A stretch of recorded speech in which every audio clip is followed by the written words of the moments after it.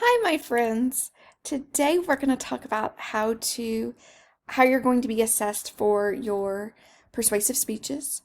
So, one thing that want to remind you is that you will be using a visual aid, and so that may mean that you have posters that you're gesturing to beside you that should be completely readable.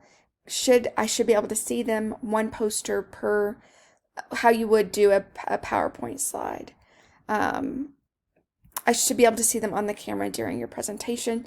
You should be gesturing to them, all of those wonderful things.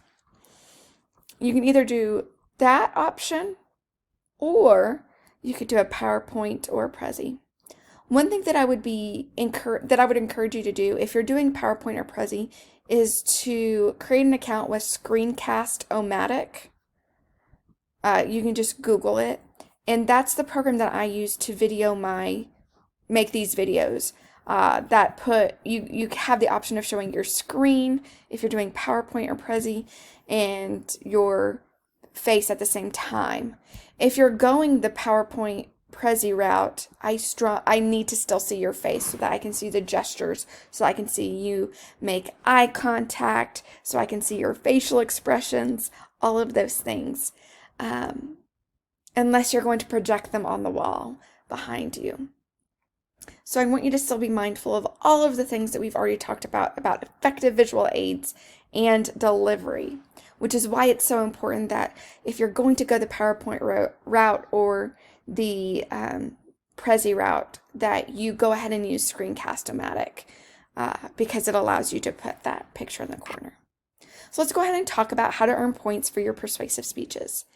The first kind of grouping of things that you're going to be assessed for are your visual aids. So your first things first, you're going to be assessed on your pictures and graphs or graphs. They should all be accessible, meaning I should be able to see them clearly, and they should follow the rules described in the visual aids video. If you don't know what those rules are, I encourage you to go back and read that watch that video once again. If you don't follow the rules, you get 0 points. If you do, you get 1 point. You need to follow the 6x6 rule for your text.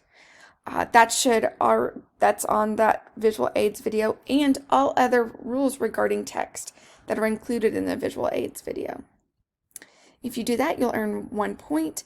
And if you don't follow the rules, even if you just don't follow one of those rules, then you'll earn 0 points. Now let's talk about your visual aid overall integration. So this is talking about body placement. This is talking about, are you referencing what's on the slide?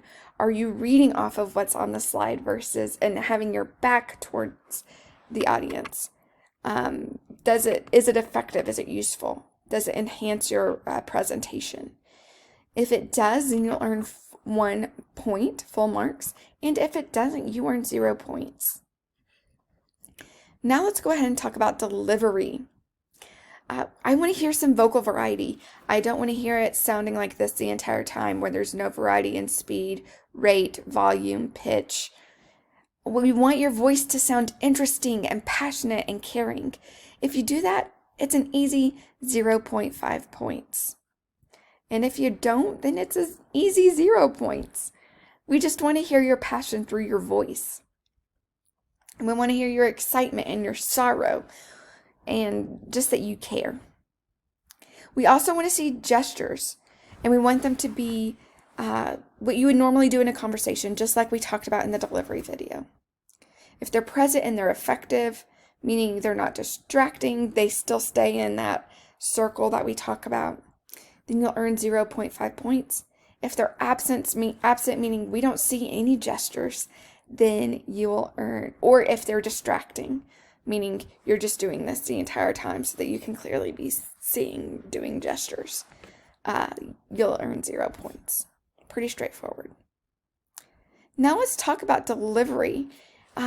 Expressiveness. When I'm talking about expressiveness, we've already talked about expressiveness of the voice and using your gestures and your body to be expressive, but let's talk about your face doing things that's expressive. I want to see you have facial expressions, because when we're excited, we have facial expressions. We talk about this in the delivery video.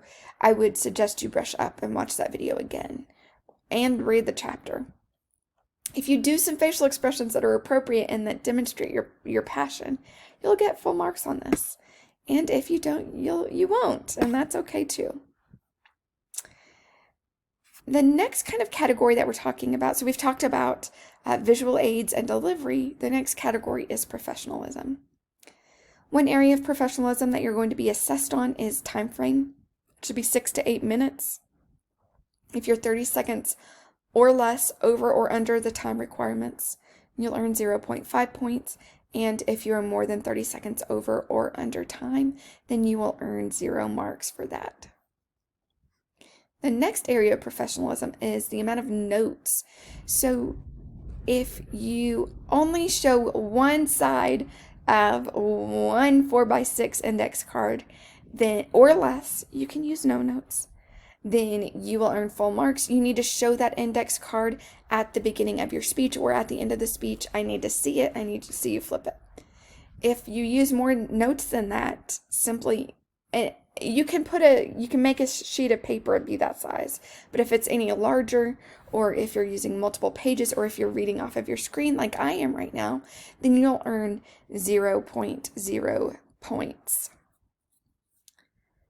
Now we're going down to the speech structure.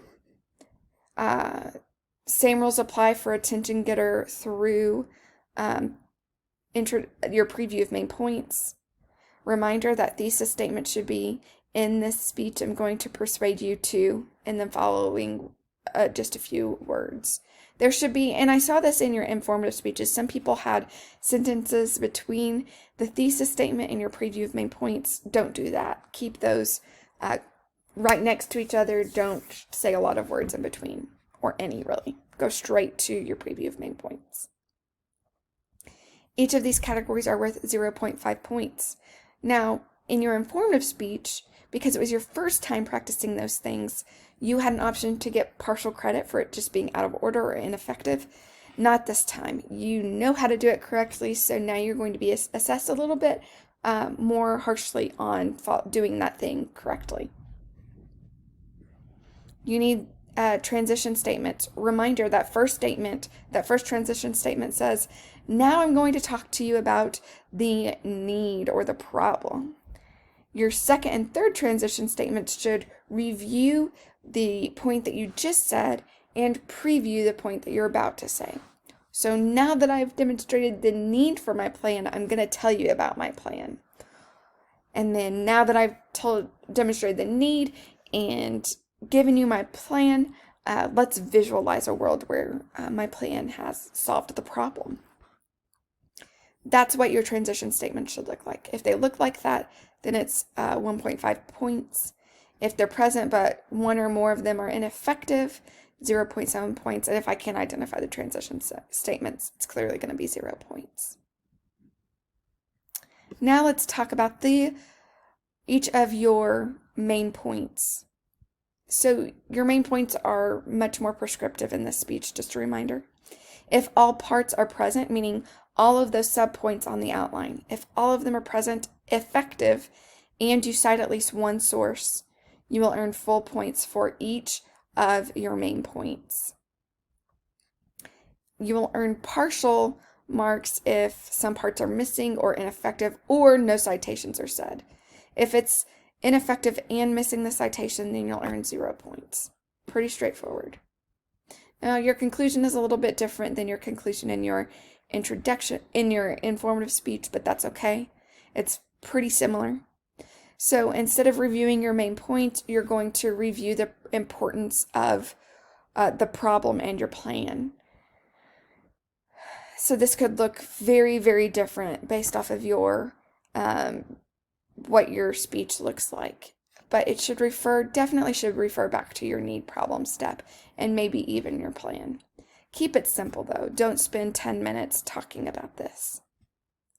Not right here. And then finally, your call to action. This should be a really short sentence. So now I've persuaded you to go change your major or to donate to this organization or whatever it is. Keep it short and simple.